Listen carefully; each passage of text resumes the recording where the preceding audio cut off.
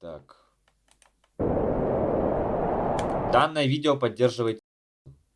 Написано вот. Мало ли, кто-то не знает из вас английский, вот тут написано. Данное видео поддерживает... Особенно израильский и Соединенных Штатов поддерживает. Вот так вот. Алло, блядь, субтитры как бы будут работать? Нет, не будут. Make it happen. Thank you.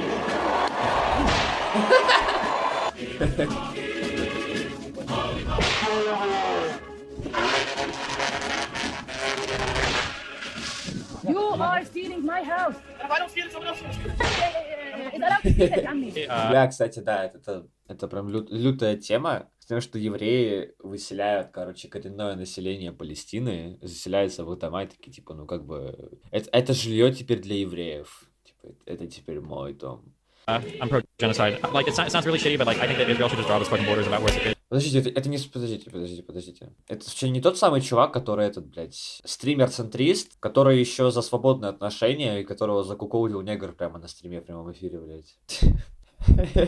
Is now Palestinians can go live in another place. I am not afraid. Wipe my face.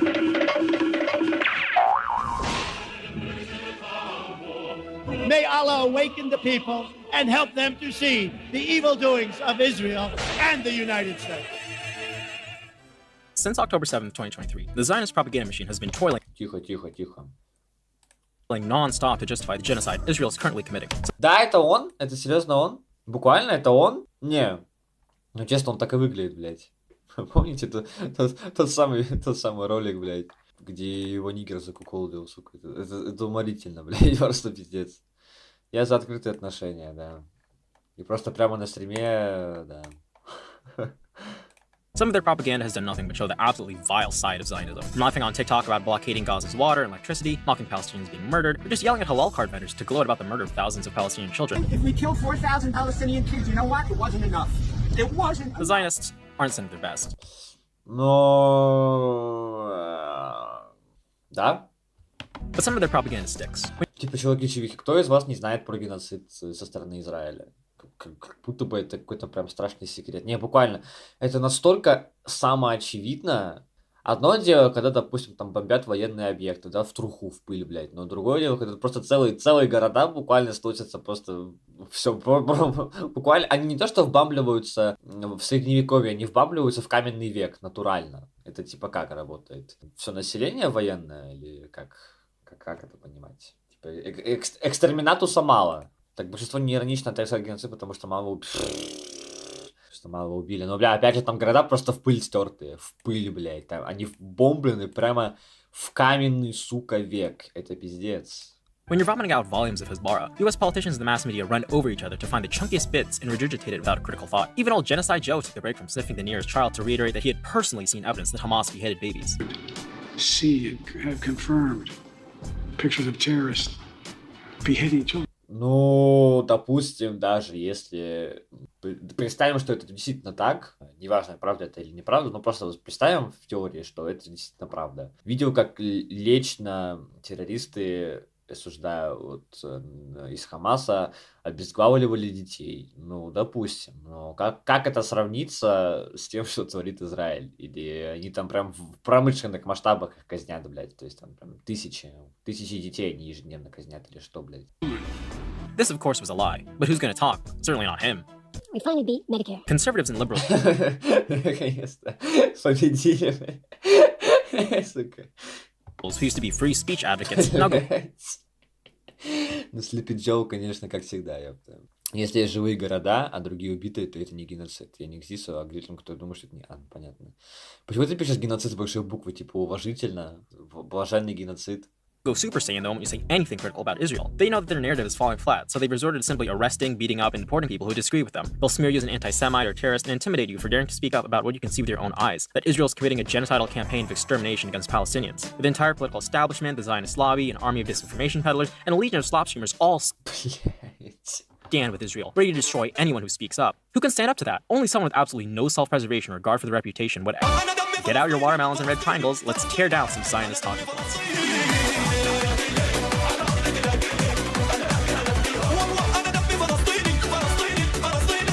March 10th, 2003, 10 days before the invasion of Iraq, the lead singer of the American country band The Dixie Chicks spoke up against the war. Just so you know, we're on the good side with y'all. We do not want this war.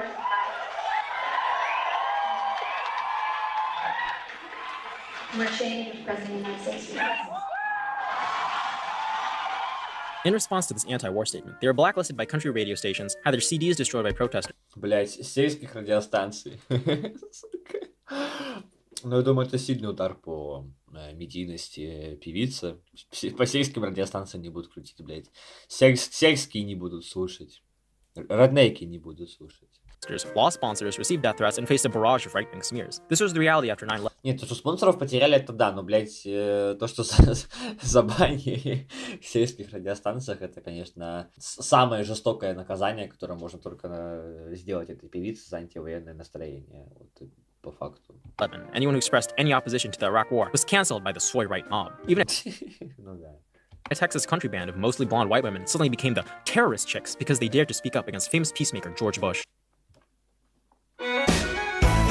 Everyone knows the story of post-9/11 terrorist hysteria. The US government used it to strengthen the surveillance state, restrict citizens of civil liberties, and ostracize anyone who spoke up against a war that killed hundreds of thousands of innocent brown people for oil. Yet after October 7th, the same thing has happened. The government can simply call you a terrorist sympathizer for opposing genocide, kidnap you off the street, and throw you in an ICE detention center. All the while, the White House Twitter account celebrates by posting AI-generated Studio Ghibli versions of your mugshot. It's gotten to the point where anyone who says, hey, maybe Israel shouldn't be blowing up Ну, блядь.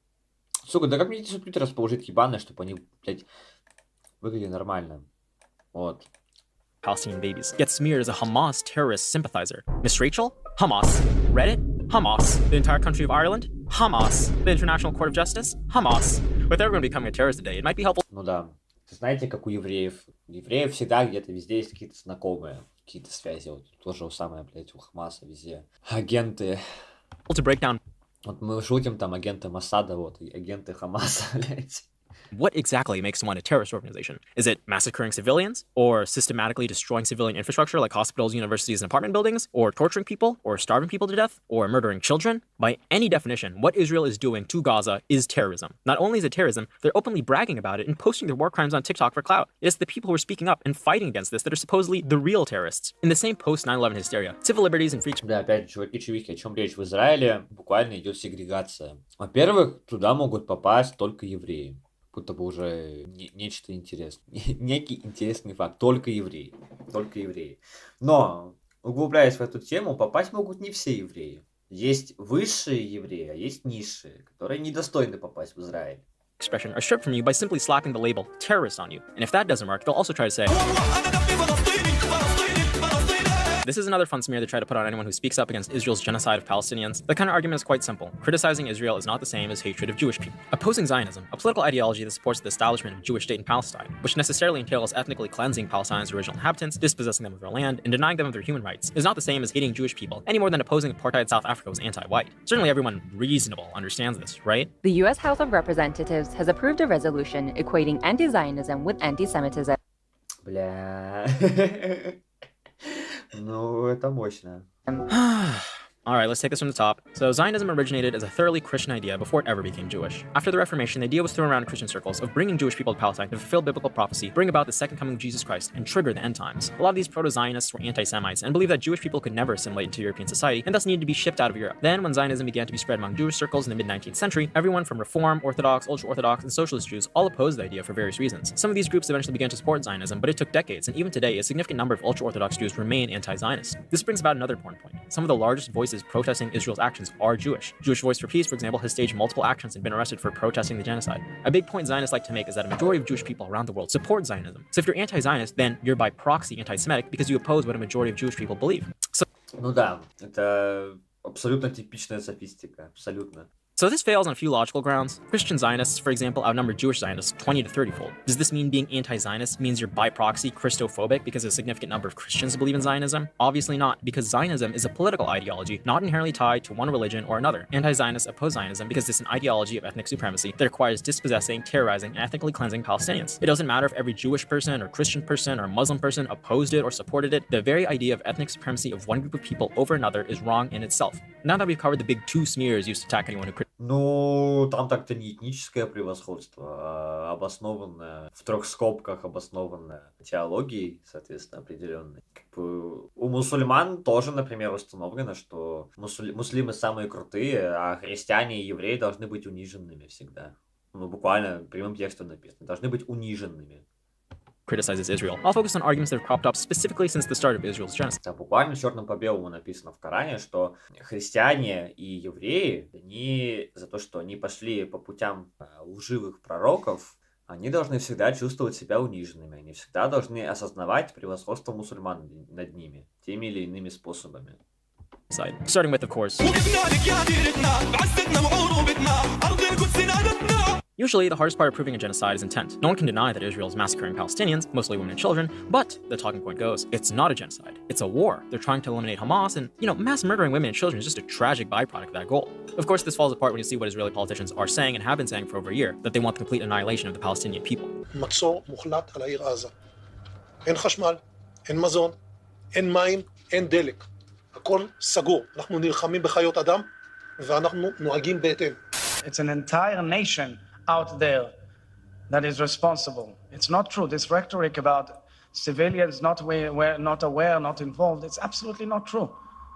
We shall realize the prophecy of Isaiah. And these are only a few of the incitements to genocide made by the most prominent Israeli politicians. Law for Palestine has over 500 genocidal statements from army personnel, journalists, influencers, and former government officials, some of which were used by South Africa to prove at the International Court of Justice that Israel was committing a genocide. So when we have a state that's saying they're doing a genocide, and we also see on the ground they're doing genocide, it's no wonder that almost everyone agrees they're doing a genocide. Amnesty International, Human Rights Watch, the UN, Euromed, Doctors Without Borders, and almost every genocide and Holocaust scholar agrees that Israel is committing a genocide. When one genocide scholar was asked if he could name one expert who thinks what Israel is doing in Gaza is not a genocide, he said he didn't know one. The only people for whom the genocide label is controversial are those that willfully ignore what the Israeli state says, has done, and is. Бля, я не могу, сука. Я вспоминаю видео про этого чувака, это просто пиздец. Is doing, which is why a lot of Zionist loppers have dropped the act and straight up said they support genocide. One way Zionists justify mass murdering Palestinians is that Hamas is using them as human shields. See, it's not their fault they have to blow up that baby. It's actually Hamas's fault. This talking point is used less and less now as it's become increasingly clear Israel has indiscriminately destroyed everything in the Gaza Strip. Nevertheless, the human shield argument is always transparently ridiculous because there was never any proof. We conducted several interviews, dozens of interviews with civilians and with people, Palestinians, in areas that were designated as combat zones.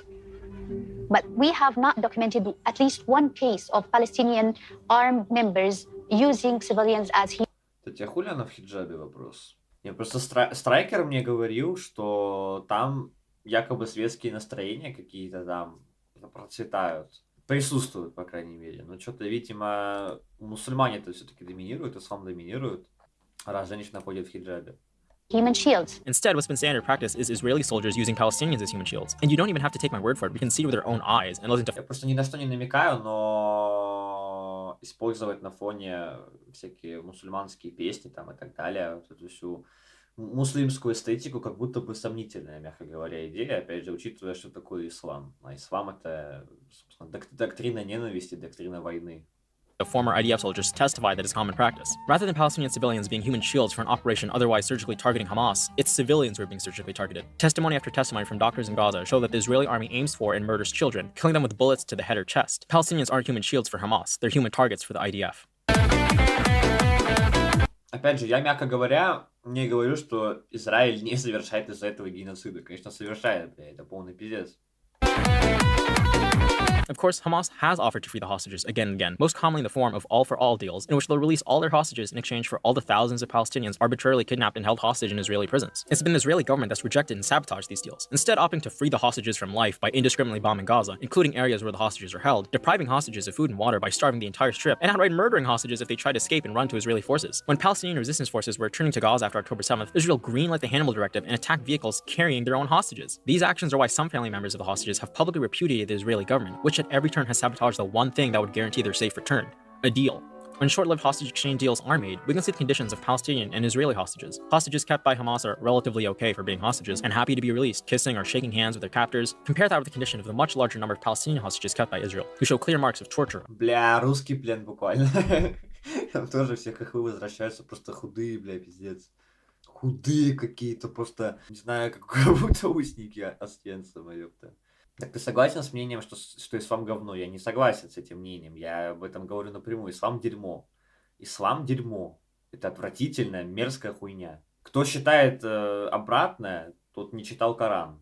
Опять же, тот не читал Коран, тот не углублялся в теологию ислама. Assault and starvation. Many of these hostages, by the way, are usually just random Palestinian civilians kidnapped by the IDF without any charges, despite Zionist attempts to smear them all as terrorists. Compare that with the descriptions of some hostages kept by Hamas, who are helpless innocents who happen to be kidnapped from a tank. Kidnapped my large adult son. On October 7th, Hamas terrorists kidnapped my poor baby boy from his killdozer. He will dance again.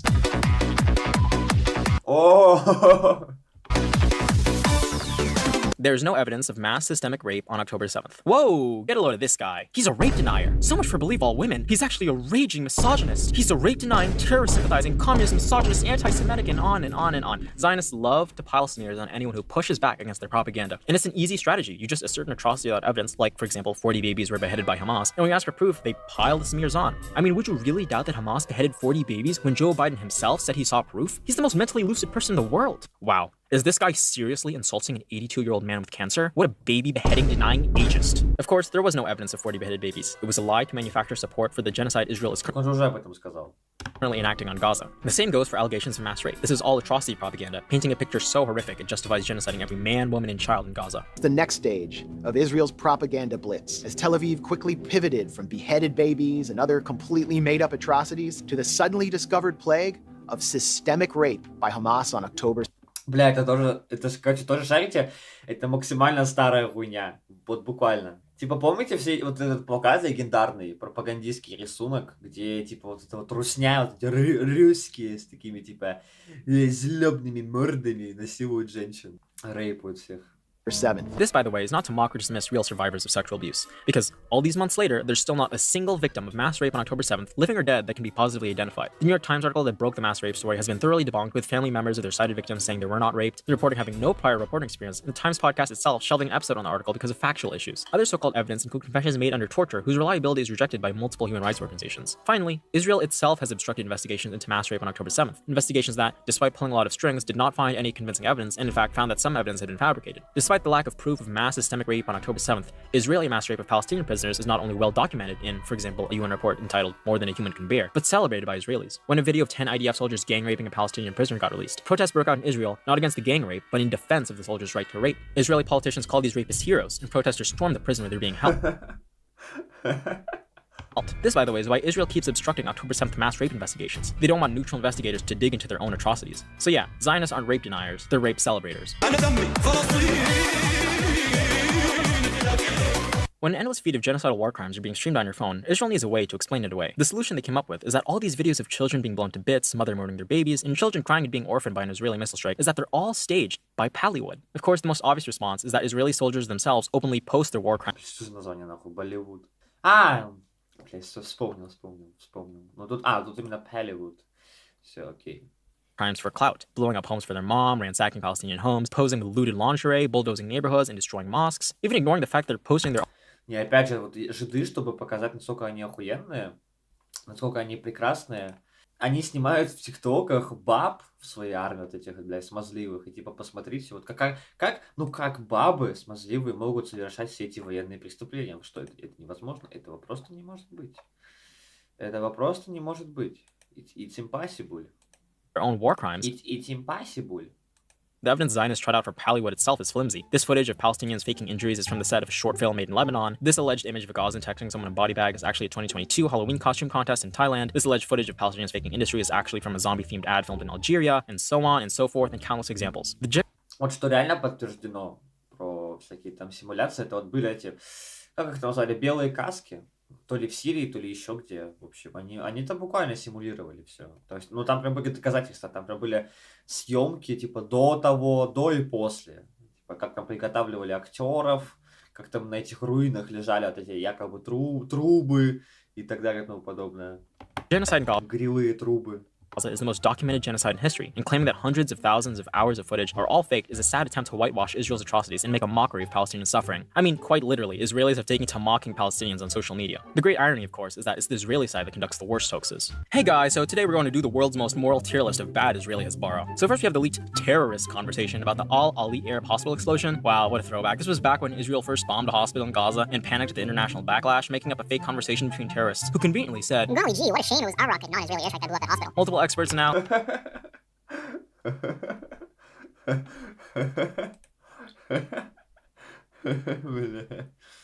have said the call was an obvious fabrication. And you know, it's moot now that Israel's attacked every hospital in the Gaza Strip and doesn't even pretend anymore. This one's going in D tier just because of how poorly it's aged. Then we have the Hamas sign-in sheet hoax, where the IDF claimed to have found a list of terrorist names in a hospital that turned out to just be a calendar. I mean, on the one hand, this one is so lazy, but on the other, you kind of gotta respect the sheer laziness of it. This one in B tier because it's hilarious.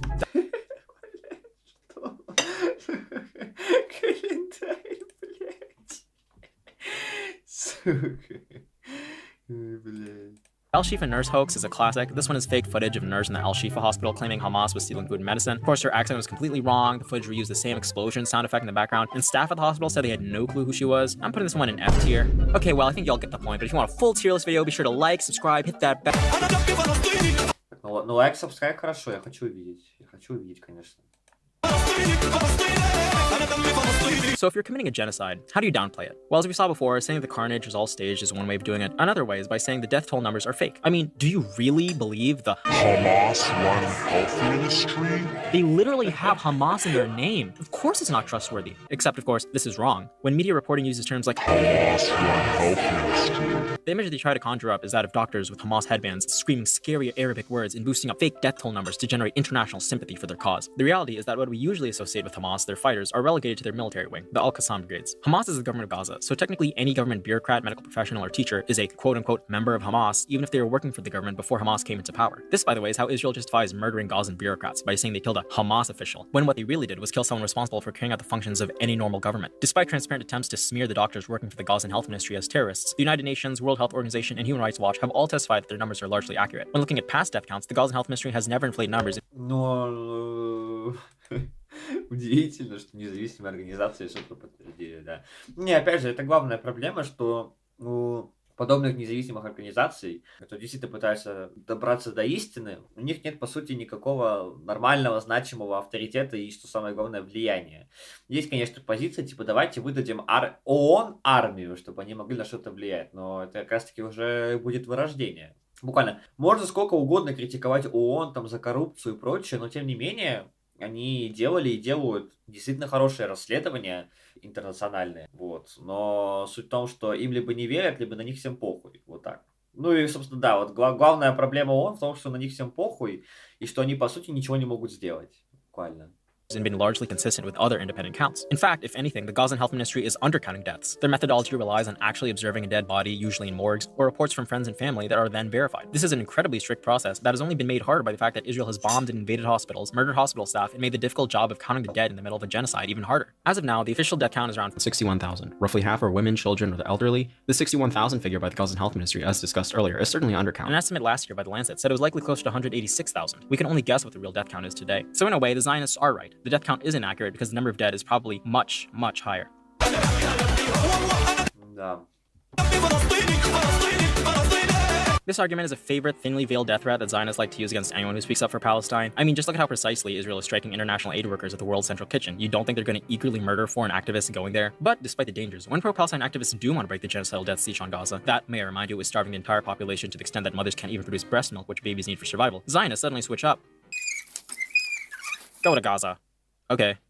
I hope Israel murders you. This isn't even a hypothetical, by the way. The blockade on Gaza has tightened since 2007, with Israel strictly controlling who and what comes in and out to maintain it as an open-air prison. Activists have routinely tried to break the blockade and sail to Gaza with humanitarian aid, with one attempt in 2010 resulting in Israeli commandos murdering 10 activists and injuring dozens of others. Another Ну, они сами себя убили, как бы, ну, очевидно.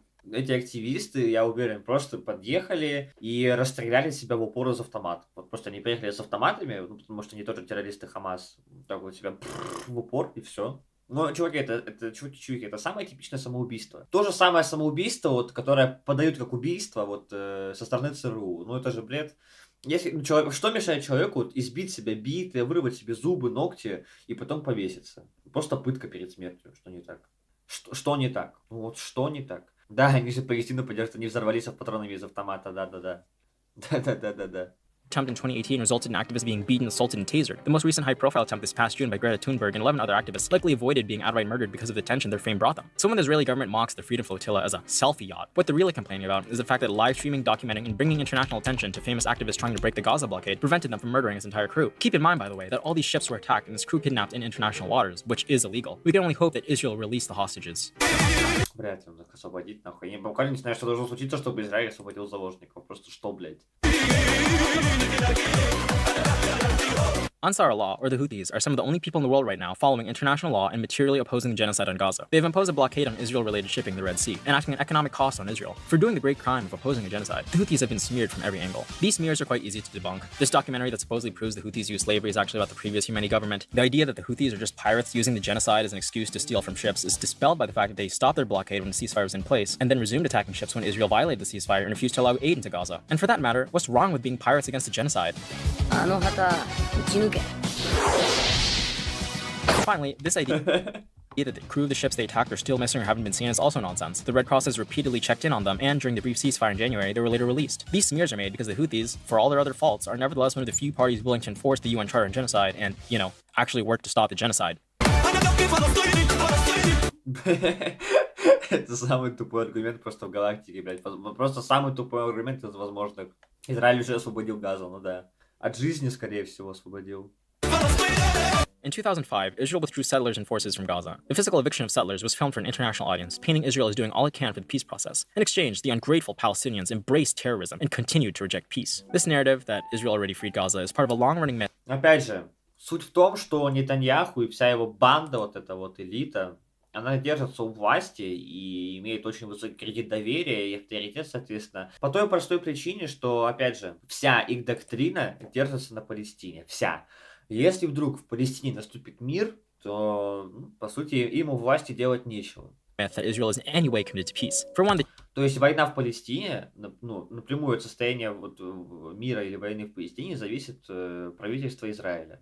Правительство Израиля, разумеется, это понимает, поэтому ему и нужна война в Палестине, она нужна. То есть они готовы бесконечно проводить геноцид, условно говоря, чтобы удержаться у власти, потому что почему бы и нет.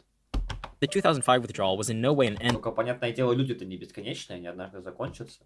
to Israel's occupation of Gaza. Occupation as a term in international humanitarian law is not about whether the occupying force still has boots on the ground, but whether the occupying force still has effective control over the area. And yeah, even without settlers and military bases, Israel still controls Gaza's land crossings, airspace, territorial waters, declares certain areas in Gaza as no-go zones, and exercises the power to invade and arrest Palestinians in Gaza. Using this control, they restrict the movement of food, calorie counting the bare minimum Palestinians need to survive. The bureaucratic permitting process also restricts Gazans from sitting abroad, getting necessary medical care, or leaving the strip. The conditions are so bad, Gaza is famously called the world's largest open-air prison. So why did Israel withdraw settlers and military boots in 2005? Well, let's hear what the top 8 Israeli Prime Minister Ariel Sharon had to say about it. The significance of the disengagement plan is the freezing of the peace process, and when you freeze that process, you prevent the establishment of a Palestinian state, and you prevent a discussion on the refugees, the borders, and Jerusalem.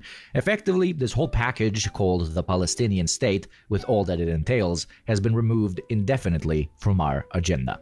So the 2005 withdrawal was basically a way to kill a Palestinian state and refocus efforts at annexing the West Bank. Whenever anyone opposed growing settlements in the West Bank, Israel could point to the image of poor Gazan settlers being evicted and say that they sacrificed so much for peace. In addition, the settlers themselves were posing problems, and evicting them allowed Israel to better lob missiles into Gaza without harming Israelis. Why don't Palestinians just peacefully protest? Какие нахуй мирные протесты, сука. Ой, пиздец. Здесь тут, мне кажется, ты гонишь на Биби. Он всегда себя пиарил как того, кто обеспечит безопасность, и любой конфликт, наоборот, бьет по его... Нет, нет. Так то, что он обеспечит... Так, блядь, то же самое и Путин, например, говорит. И чиновники, которые вот его сторонники, то же самое. Они против войны, они за безопасность. И НАТО там с Украиной готовились напасть, там биолаборатории, там смертельные вирусы. Поэтому это не война, это специальная военная операция вот по денацификации Украины, и чтобы обеспечить безопасность своей стране, там, всему вот этому мирному блоку, от расширения НАТО и т.д. и т.п. Тут то же самое. Это не война, это просто, возвращение исторических территорий. Это антитеррористическая операция, вот, в Газе против террористов. Это не война. Ну, то же самое, блядь. Выйти на протесты, чтобы их ваншотнули баллистической ракетой, да.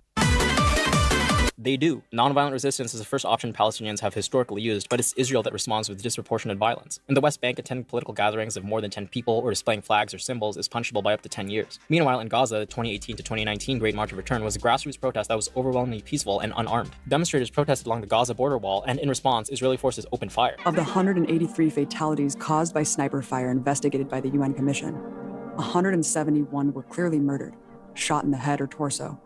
Nearly 8,000 people were wounded by live ammunition. Over that 8-month period, 21 were left permanently paralyzed, and 122 more required limb amputations. Ну да, это к вопросу о мирных протестах. Просто есть неироничная отдельная прослойка людей, которые считают, что даже против авторитарных тираничных режимов нужно мирно протестовать. То есть применение силы недопустимо. Including 20 children. In stark contrast, the UN report found 0 fatalities on the Israeli side. Ну, опять же, да, ООН — это нормальная организация, я считаю. То есть у меня нет вообще никаких вопросов к ООН, абсолютно. Другое дело, что у нее нет ни авторитета, ни возможностей на что-либо повлиять. То есть это просто бесполезные болванчики, которые... Не, ну, как бы они полезны, но смотря для кого и смотря для чего. Чисто теоретически они полезны, практически не особо, блядь. Типа... ООН выполняет роль защиты бедных и угнетенных, но делает это только в теории, буквально. Потому что на практике никто этих бедных и угнетенных не защитит, не спасет. Опять же, вот есть отдельный слой людей, которые считают, что нужно просто ООН выдать свою собственную армию, и тогда все точно будет хорошо. Но я что-то максимально сомневаюсь, честно говоря. Диалектический материализм, почему его нужно изучать, твое мнение? Ну, потому что так работает экономика. Все просто. Так работает экономика. Если что, я не считаю диалектический материализм методом, который заслуживает того, чтобы применяться везде и всюду. Как по мне, это наоборот, это отвратительный тезис, максимально ошибочный. Но для экономики нет ничего лучше диалектического материализма. Ничего. Касательно остальных сфер жизни, там уже что хотите, как говорится, ебитесь как хотите. Not one Israeli soldier was killed or seriously wounded. Zionists love to complain about the lack of a Palestinian Gandhi, but they keep murdering all of them. This aggressive response to peaceful protests even extends to the international arena. The boycott, divestment, and sanctions movement is by definition peaceful, but it's been demonized as anti-Semitic and criminalized in some form in a majority of US states. The Make America Great Again folks sure won't like it when they realize all their politicians are actually bought and paid for by the Zionist lobby.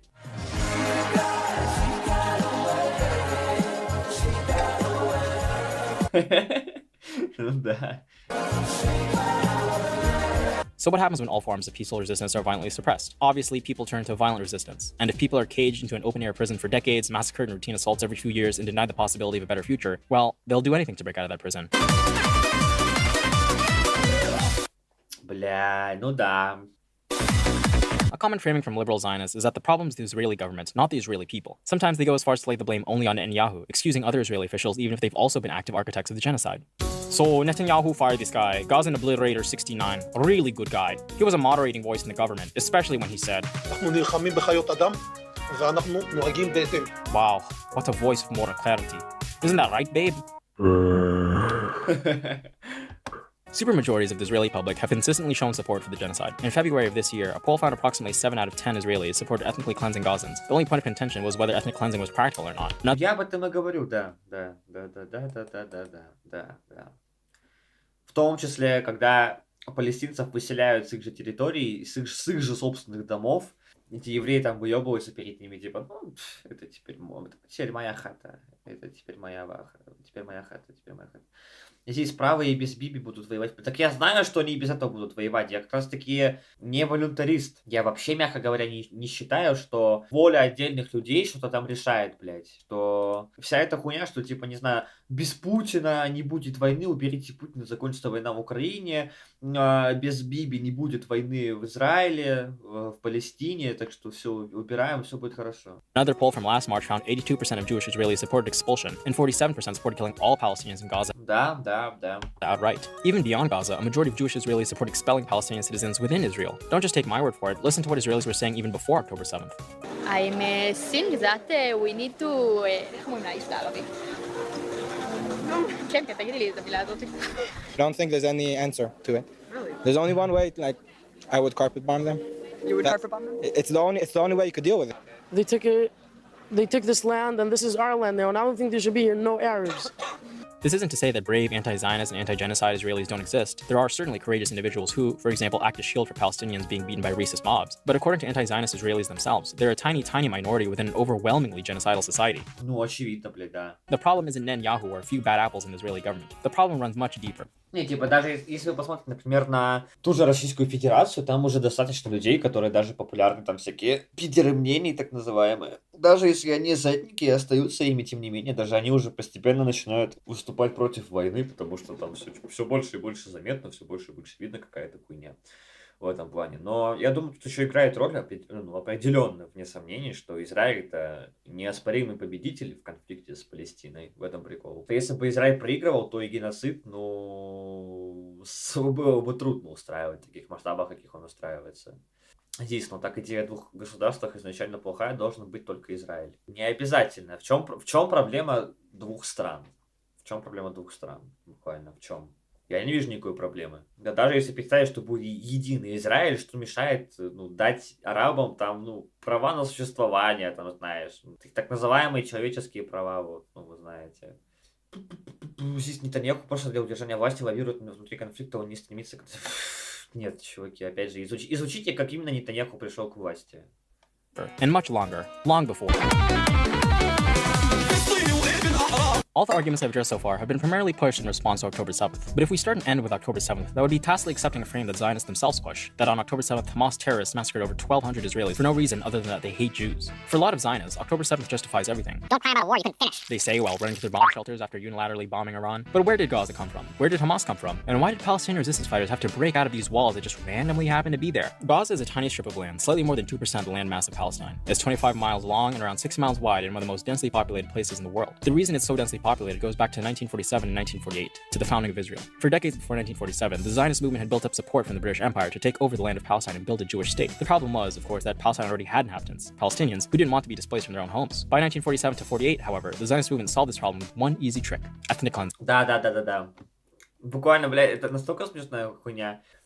Так хлеборезкая, за страны, а не за... Тут чувак пишет государство. Я не говорю, что я поддерживаю два разных государства. Я сказал, что я поддерживаю две разные страны, а не государство, а не правительство. А он про Израиль же рассказывал случаем, там он по Нетаньяху не говорил, или я ошибся? Да вроде говорил, не знаю, не уверен. Ну, в общем, да, забавно максимально, что вот евреи под предлогом того, что их геноцидили в так называемой Великой Германии, решили создать свою страну, где они проводили то же самое, что проводили немцы. Это такой угар.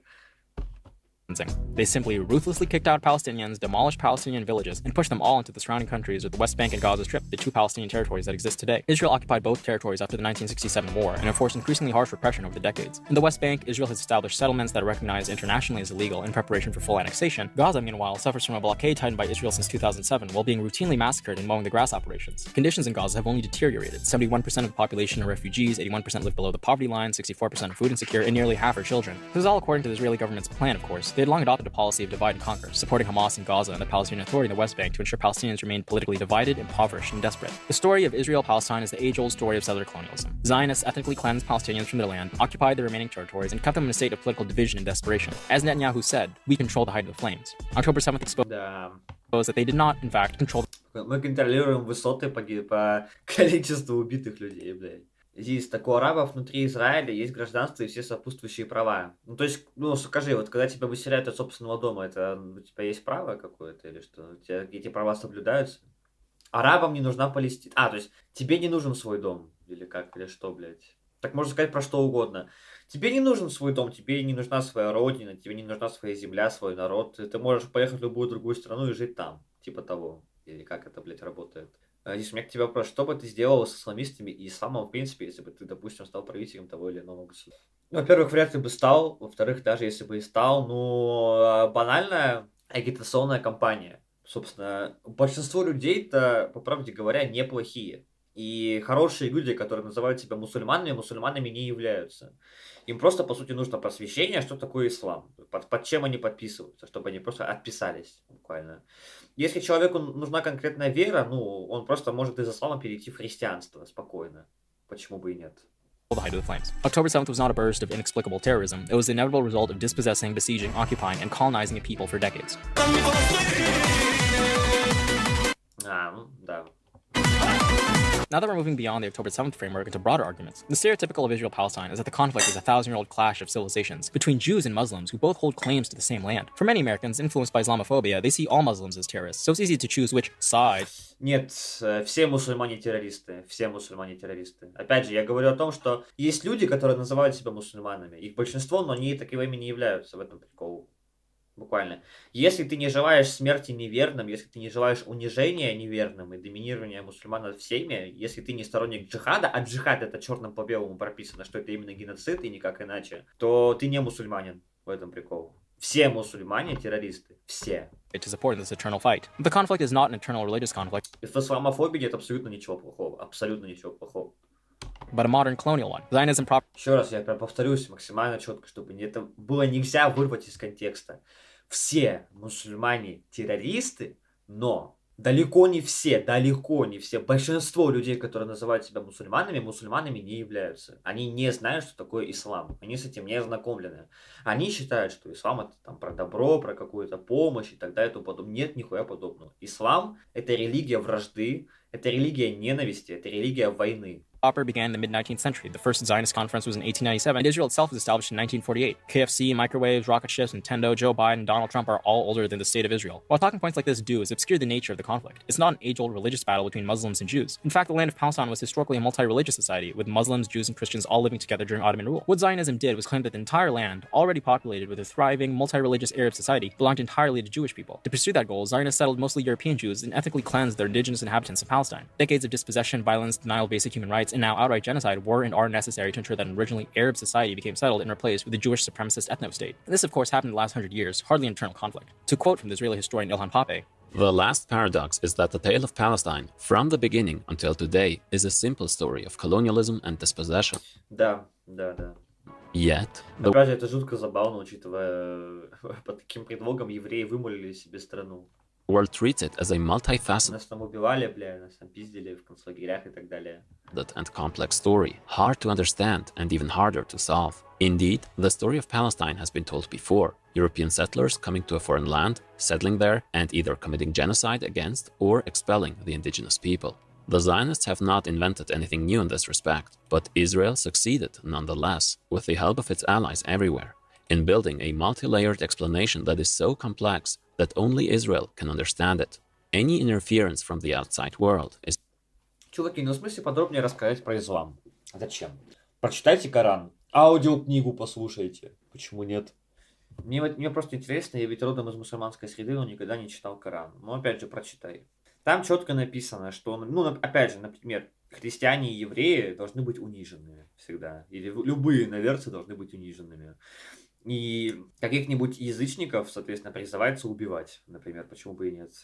Но прикол в том, что язычниками по факту считаются в исламе в том числе христиане, потому что у них есть троица, а так как мусульмане не понимают троицу, то для них это троебожие, а это ужас, блядь, для них это страх, кошмар. Здесь такого арабов есть куча государств, у евреев только одно, да и Египет с Иорданией не спешили создавать Палестину, хотя контролировали ее территорию до 6-дневной войны. А зачем евреям своя страна? Буквально, зачем евреям своя страна? Опять же, блядь, повторюсь, я тебе еще раз повторяю, то есть нужно отказываться от своего дома или что? И типа надо исламские страны, так, блядь, какие нахуй исламские страны? Вот просто какие, блядь? Опять же, повторюсь, подавляющее большинство людей, которые называют себя мусульманами, они не мусульмане. Так можно сказать почти про все, буквально почти про все. Подавляющее большинство людей, которые называют себя христианами, не христиане, типа того, и так далее, и тому подобное. Так что, не знаю, это все максимальный формализм, чуваки-чувихи, максимальный формализм. Здесь далеко не все отжимы домов у палестинцев это какое-то угнетение. У Израиля просто необычное право, что он землю не продает в аренду, а в аренду сдает. Ну и нелегальная застройка палестинцы балуют. Может, потому что они балуются нелегальной застройкой, потому что у них денег нет? А не потому что в нищете живут? Is immediately castigated as naive at best or anti-Semitic at worst.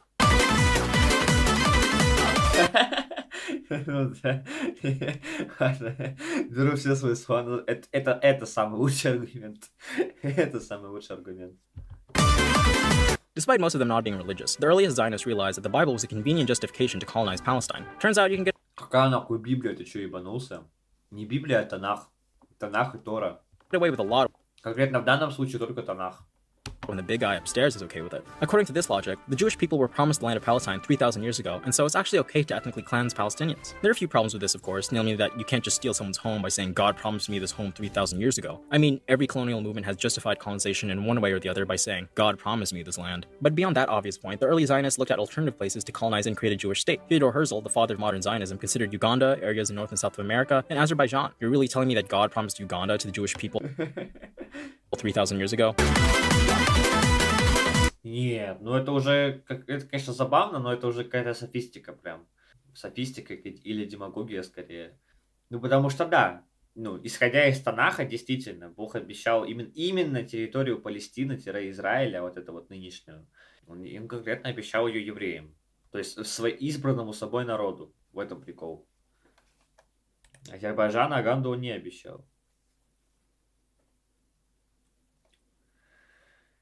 Ой, АСД, ты чернокожий. А здесь прочти мое мнение о христианском социализме. А где оно у тебя?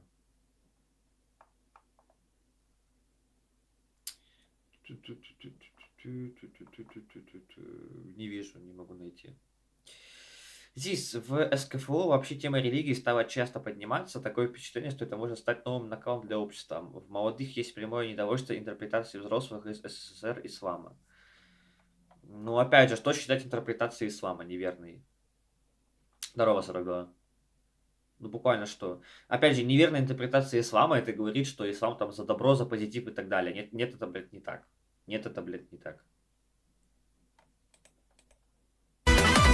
A common argument from Zionists is that it's not settler colonialism. Actually, they say, Zionism can't be colonialism because the Jewish people were there first. They were exiled by the Romans, and Israel is simply a national liberation. No, a decolonization movement, returning Jewish people to their homeland. See that settler from New York stealing a Palestinian home in the West Bank? This is what decolonization looks like. The most obvious counter-argument is that the founders of Zionism themselves openly said that they wanted to colonize Palestine, labeled themselves as colonizers, wrote that they wanted to expel the indigenous Palestinians by force, and made friends with some of the biggest colonizers of their time. Then after World War II, when colonization became a dirty word, Zionism rebranded. It is now unfashionable to talk about Zionism's colonialism. But aren't Jewish people indigenous to the land of Palestine? The Romans kicked them out, and Zionism is simply returning the descendants of this Jewish diaspora to their rightful homeland. Now I could go the route of deconstructing this historical Zionist argument, that multiple genetic studies show that Palestinians and Israelis share common ancestry, that there's no evidence of a mass Roman exiled Jewish people, that many lower-class Jewish people stayed in the land, converting to Christianity, then Islam following their Arab conquest in the 7th century, and that, as Shlomo Sam concludes, many Palestinians today are likely descendants of ancient Judeans. But let's put all that aside and pretend everything about the Zionist historical narrative is true. So what? Just because your ancestors supposedly lived in the land thousands of years ago gives you justification to ethnically cleanse the people currently living the land today? It's a ridiculous argument. Do the Italians deserve the right to colonize the lands of the entire former Roman Empire because their ancestors lived there in the past? Ну, так-то да.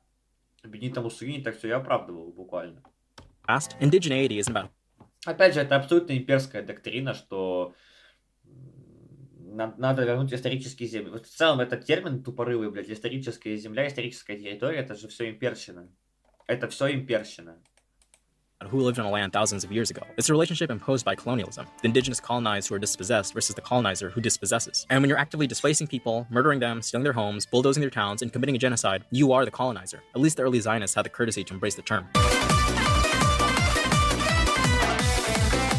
The problem with this argument is that Zionism and efforts to colonize Palestine, as I talked about before, long predate the Holocaust. But even ignoring that, why should Palestinians pay the price for a European genocide they had nothing to do with? Does suffering through persecution justify persecuting random other people? Many settler colonial projects were started by people who were persecuted. Some of the first American colonizers were Puritans fleeing persecution in England. Liberia was colonized by former enslaved Africans in the Americas. Persecution doesn't give you a get out of settler colonialism for free card, and suffering through a genocide certainly doesn't give you free reign to commit a genocide.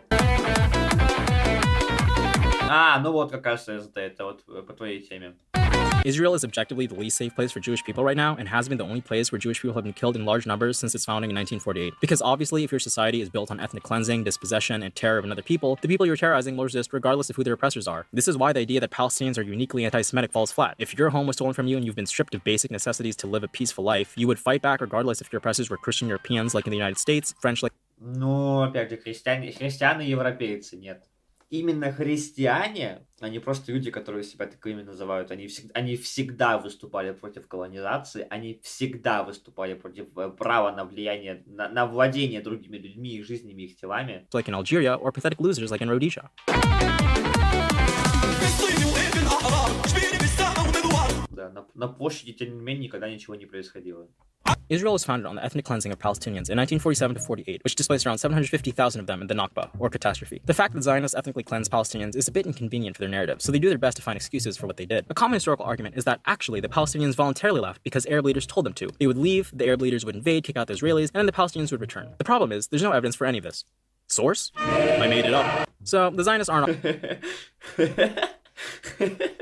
off to a good start here. But okay, what if the Palestinians weren't ethnically cleansed, but actually just fleeing a war? I mean, the Israeli War of Independence involved the brave Zionist military fighting off 7 Arab armies. This, too, is a myth. The first stage of the Nakba occurred before the intervention of Arab armies, starting on November 30th, 1947, with about 300,000 Palestinians displaced from massacres and devastation wrought by Zionist forces against Palestinian cities. The Arab armies, of which there were really only 5 mostly poorly equipped forces, intervened only after news of these initial massacres. After they were defeated, another 400,000 Palestinians were expelled. So even before the Arab armies waged war, the Zionists were already ethnically cleansing Palestinians. Okay, so they weren't told to leave by their leaders or were refugees of war, but what if they actually deserve it? The final and most desperate argument Zionists tried to make is that the Nakba was a retaliatory ethnic cleansing. See, the Arab countries ethnically cleansed Jews around the same time, so it's only fair the Zionists ethnically cleanse Palestinians. So there's a few things wrong with this logic. First, Palestinians are not Egyptians, Syrians, or any other Arab country. They had nothing to do with Jewish expulsions in these countries, and in fact called for their return. Second, Jewish expulsions and flights from Arab countries occurred over many decades and were in fact stoked by Israel. In Yemen, Israel bribed and convinced local rulers to deport Jews to Israel, sometimes even kidnapping them.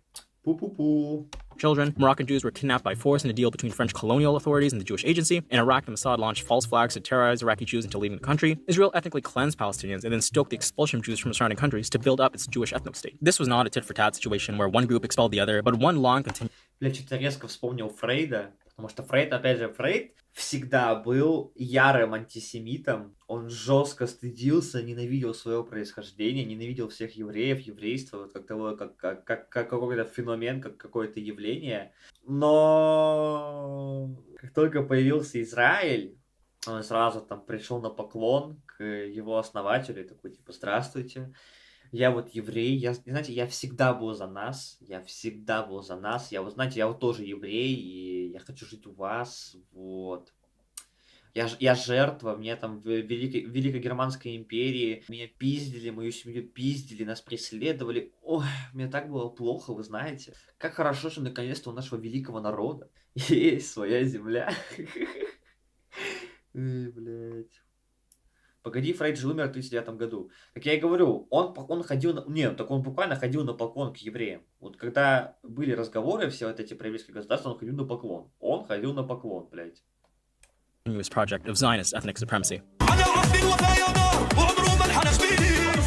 So there's this clip from this racist US president accused of sexual assault and associated with Epstein that captures the sentiment of this talking point perfectly. Bill Clinton. And all they know is a lot more Palestinians have been killed than Israelis. And I tell them what Arafat walked away from. And they can't believe it. I said, oh yeah, he walked away from a Palestinian state with a capital in East Jerusalem, 96% of the West Bank, 4% of Israel. You walk away from these once in a lifetime peace opportunities. And you can't complain 25 years later when the doors weren't all still open and all the possibilities weren't still there. You can't do it. It's just... Yeah, you heard that right. Palestinians may be going through a genocide right now, but they have no right to complain. Children dying. The most important thing that died was this deal I tried to make. William Clinton's genocidal narcissism aside, is it true that Camp David offered Palestinians a state and that they ungratefully rejected it? No, of course not. Israeli Prime Minister Rabin literally said they were offering less than a state to the Palestinians. The proposed Palestinian quote-unquote state would not have control over its economic policy, foreign policy, no control over its airspace, have 3 permanent Israeli... Как же ожидаемо, бля, как же читаемо, это просто пиздец. Мы предлагаем вам собственную страну, но вы в ней ничего не контролируете.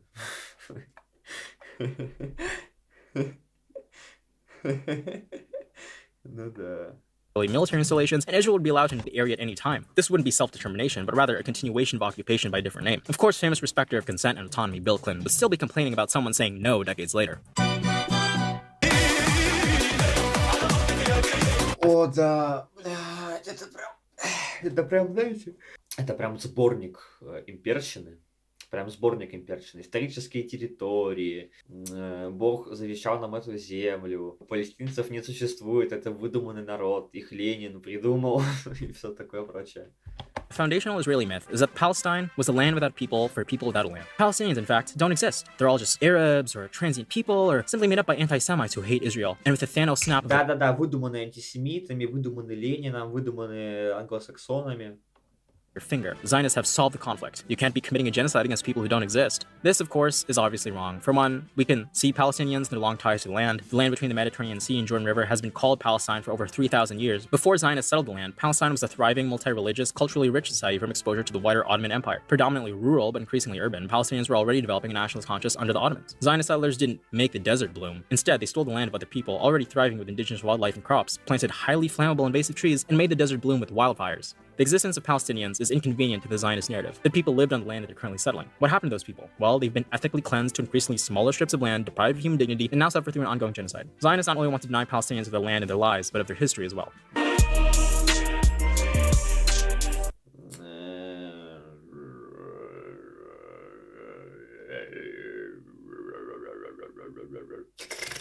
Ужас, блядь. Что это нахуй за аргумент? Communism has never worked, except... Бля, сука. Блядь, сука. Мало кто знает, но палестинцы придуманы Марксом, чтобы разрушить Америку, отправить $40 миллиардов Израилю через 15 секунд. Да. Я тоже думаю, что Израиль должен остаться. Как бы раньше, когда евреи плыли в Палестину в 20-30-е годы, возможно, просто Палестину сделать. Опять же, я не вижу никакой проблемы в том, чтобы было две страны. Там, отдельно Палестина, отдельно Израиль. Либо даже одна страна, но да. In this place. Okay, that's it. Communism cancelled. I was okay with Stalin and Mao, but Israel, this has gone too far. So the argument goes that Israeli kibbutzim are examples of communist utopias. Kibbutz are basically a community of people who share everything. They share the cars, they share the common spaces. Ну понятно. And they even share the businesses. Делят бизнес, ну все. Раз бизнес общий, то все, значит точно коммунизм. Everything belongs to everyone. So if you support socialism or communism, then you should support Israel and its kibbutzim. This, of course, ignores the fact that they're built on destroyed Palestinian villages, deliberately formed to exclude Palestinian labor, and established to promote ethnic supremacy. The kibbutz originated from a time in Israel when there was at least an undercurrent of left-wing thought with movements like labor Zionism or socialist Zionism. But as Israel has become increasingly fanatical in its ethnic cleansing alongside the rise of religious Zionism, the Israeli population and government have become more and more far-right, culminating into what we have today, a people and government fully behind a genocide against the Palestinian people. This type of talking point is to try to virtue signal to progressives outside Israel, saying, hey, if you're a leftist, you should really support our project of ethnic cleansing. Another talking point like this is the classic, ну да. Okay, let's go through the list of Palestinians in Israel, the West Bank, and Gaza. So in Israel, Palestinian citizens are barred from purchasing roughly 90% of the land, excluded from the right of return, and their political participation is limited by vaguely worded laws that end up disqualifying Palestinian candidates for simply advocating for equality. In addition, because they're exempt from service in the IDF, Palestinian citizens in Israel are severely restricted. Вот это камень в огород АСД, который говорит, что якобы палестинцы, у них есть все права нужные, т.д. и т.п., они никак не угнетаются. Restricted from receiving government assistance as workers, students, parents, couples, and face barriers to housing and employment, with 70% of the Israeli industry close to them. And the illegally occupied West Bank, things are even worse. Palestinians are under military law, subject to being randomly kidnapped, tortured, and beaten by Israeli soldiers for unspecified amounts of time. Meanwhile, their homes can straight up be stolen or blocked off, and violent settler mobs can beat you up with the tacit support of the Israeli military. Apartheid is so open in the West Bank, there are little Arab-only and Israeli-only roads. And Gaza, of course, has been subject to a genocidal siege for over a decade and now suffers through an open genocide by the Zionist entity, whether relegating Palestinians to second-class citizenship, subjecting them to draconian military rule, or openly massacring them. The debate shouldn't be whether or not Israel's a democracy, but what type of non-democracy it is. Ethnocracy, apartheid states, settler colonialism, take your pick. Zionists, much like their segregated Arab-only and Israeli-only roads in the West Bank, love to segregate acceptable and non-acceptable phrases for the pro-Palestine movement.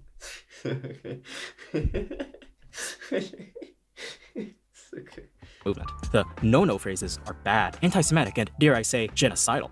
Of course, not actually genocidal in terms of the genocide being carried out against Gaza, but like hypothetically genocidal, which is worse. One of these phrases is, from the river to the sea, Palestine will be free. Basically calling for free Palestine from the Jordan River to the Mediterranean Sea. According to Zionists, this phrase is genocidal because it's calling for the genocide of Jewish Israelis from the river to the sea. Of course, what it's really saying is, you know, freedom from the river to the sea, which means the end of occupation, apartheid, and genocide currently being carried out. Zionists are really letting the cat out of the bag by saying it as it is, that freedom is incompatible with the Israeli project. Of course, like Zionists do, they steal this Palestinian call for freedom for themselves, and when they say it, they do mean it in a genocidal way, and not just hypothetically too, because they're actually also doing a genocide right now. Another no-no phrase, according to Zionists, is globalized intifada, which is allegedly a call to terrorism against Jewish people. See, how this works is that intifada is an Arabic word, and Arabic is obviously a scary terrorist language, and anyone who uses it must also be a scary terrorist. Intifada, globalized.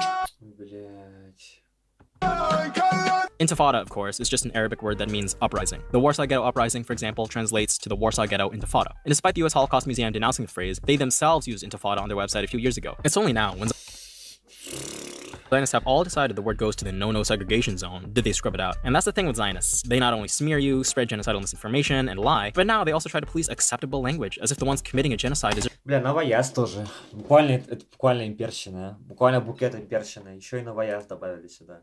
a say in how the opponents of that genocide express their opposition. Why do the feelings of Zionists matter more than the lives of Palestinians who are actively being massacred? Beep boop. Lazy Zionist arguments detected. Initiating speed round debunking. Блять. No. Good. Ну да. No, it doesn't.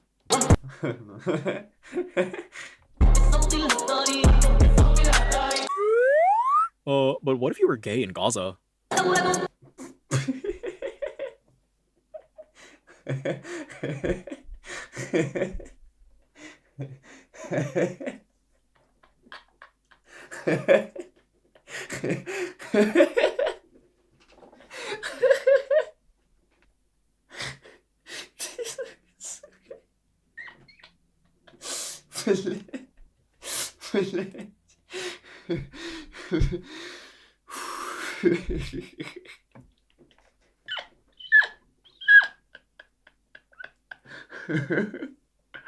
Сука, ну да.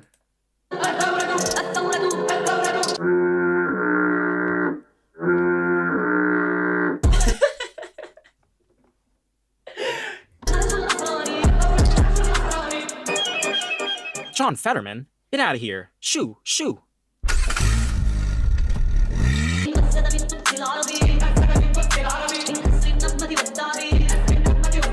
Three months of prison, or shoot a toddler in the head.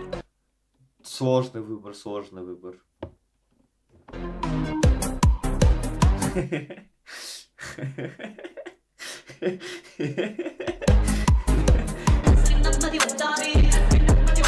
Israel is a settler colonial state built on a logic of expansion. For decades, Zionists have dreamed not only of occupying Gaza, the West Bank, and East Jerusalem, but also parts of Egypt, Syria, Lebanon, and Jordan in a greater Israel. And right now, it's pursuing that dream not only by committing genocide against Gaza, but also waging war on its neighbors. What supporters of the two-state solution fail to understand is that the land from the river to the sea is already under the control of one state, Israel. Israel has increasingly made the two-state solution impossible. Netanyahu himself brags about it. They've increased settlements in the West Bank, already have plans to settle Gaza, and now want to expand the borders of Israel by taking more and more land. That's the thing with colonialism. It's never enough. Even if it means committing a genocide live-streamed in front of the whole world, dragging the entire region into war, and constructing a mountain of corpses, Israel will continue to act with impunity as long as Western governments and the international community continue to do nothing, or worse, actively aid and abet its crimes against humanity. Within Israel, there's no political will for a two-state solution. Remember the alleged peace deal Bill Clinton touted that in reality only gave the Palestinians a sham state with no real sovereignty? The Israeli prime minister who started negotiation efforts on that was 360 no-scope by a Zionist terrorist who thought that giving the Palestinians even the tiniest breadcrumb was too much. The idea of a two-state solution gets paraded every once in a while like Weekend at Biden's, but it's a farce. On the ground, there isn't any hope of a two-state solution, and there hasn't been for a long time. So, what's the solution? It's simple. Ending colonization, apartheid, and the continued dispossession of Palestinians. If we have to advocate for a solution, we should advocate for the one that dismantles, once and for all, the colonialism that serves as the foundation of the conflict. Ну да. Something Zionists can't seem to comprehend is why millions of people resonate with the Palestinian liberation movement. Why do so many, month after month, march in the streets, demand their government stop supporting Israel, and take action to halt Israel's war in Gaza? What they don't understand is that what makes the solidarity movement powerful is a shared sense of humanity. In his discourse on colonialism, Amy Césaire talks about the effects of colonization on the colonizer. They prove that colonization, I repeat, dehumanizes even the most civilized man. That colonial activity, colonial enterprise, colonial conquest, which is based on contempt for the native and justified by that contempt, inevitably tends to change him who undertakes it. That the colonizer, who in order to ease his conscience, gets into the habit of seeing the other man as an animal, accustoms himself to treating him like an animal, and tends objectively to transform himself into an animal. Zionists... Ну, опять же, это уже какая-то, так сказать, сворачивание в сторону социалки, нежели экономики. В этом прикол. Put it simply, cannot see the humanity of Palestinians. They're animals, terrorists, inhuman, and this is what they have to tell themselves to justify their colonial project. Half of Gaza are children. You want them to die? I want to Gaza. I want to make it a mall. In doing so, they remove themselves from the humanity that binds all of us together. For the rest of us not tied to the Zionist colonial project, we can see things clearly. That the Palestinians, being starved to death, massacred by Zionist soldiers, buried under the rubble and displaced again and again on this man-made hell on earth, are deserving of life just as much as anyone else. Mohsen Al-Khatib was a Palestinian digital artist from Gaza. After getting a degree in mathematics, she took up art as a hobby over the years, and eventually made it into a career despite the Israeli siege. Although Gaza lacked funding or space, she worked as a freelancer and finally made it to the pinnacle of her career, investing her life savings into an office and fulfilling her dream of independence only weeks before the genocide started. started. Israeli bombs destroyed that office, and many of her art tools, devices, and sketches. Nevertheless, she continued to draw and document life during genocide. This was the final piece of art she posted, commemorating the murder of 19-year-old Shaban al-Dalu at Al-Aqsa Hospital, captioned, "We are burning." Hours later, Mahsen al-Khatib was murdered in an airstrike in the Jabalia refugee camp on October 18th, 2024. All of this is still visible on her Instagram, where you can see her dreams cut short by the Israeli genocide. Always pray for me, and do not forget me. I do not want to be another number on the news ticker. I'm a story. I'm also a digital artist. Just like her, I got my degree in a completely unrelated field, but I decided to try following my dreams, making illustrations out here on the internet. And it's not fair. It's not fair that her life was cut short. It's not fair that Palestinians are massacred day in, day out, deprived of their safety, of their dreams, of their lives. Among the martyrs, we all see reflections of ourselves. The children who dream, the students who aspire, the adults who nurture, who can see with their eyes that they're just deserving of life as us, because they are us. Humanity is why the Palestinian liberation struggle resonates. It is the Zionists who, in the course of colonization, deprive themselves of this humanity. On the 7th day of the genocide, Electronic Intifada released a roundtable discussion with the renowned poet Rafat El-Arir, who would be murdered less than 2 months later. On the episode, one of the hosts tells El-Arir, "I don't know how to face you and to face people in Gaza. And I don't know how to say to you that I'm sorry we failed."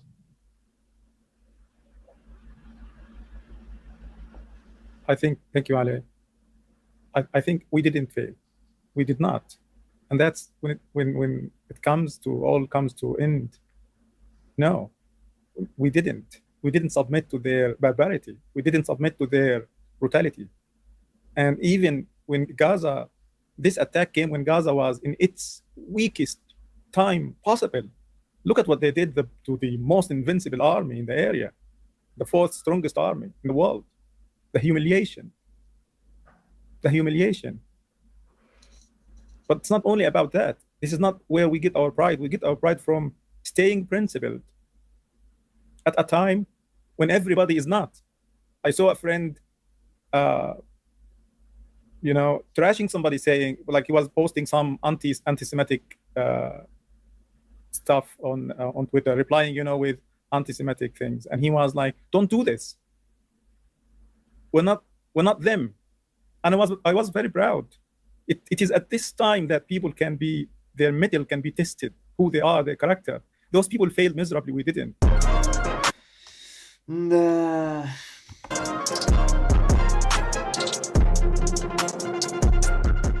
Тут, как говорится, комментарии излишни. I began this video with a joke. Who in their right mind would take on Zionism when they have the backing of the political establishment, a powerful lobby, active disinformation efforts, and slop streamers? But the fact is, ordinary people get the bravery to take them on every day. Zionists rely on spreading misinformation. They have Hezbollah fellow... Давайте интересно. 1 000 000 просмотров. Дизлайков, наверное, много. Просто обычно при такой статистике просмотров лайков обычно типа 1100, не меньше. Здесь, если говорить про бедность, то да, арабы в Израиле беднее евреев, но арабы в Израиле намного богаче, чем арабы не в Израиле. Так что можно сказать, что Израиль это благо. Какое нахуй благо, блядь, для арабов, господи, сука. Ужас, блядь.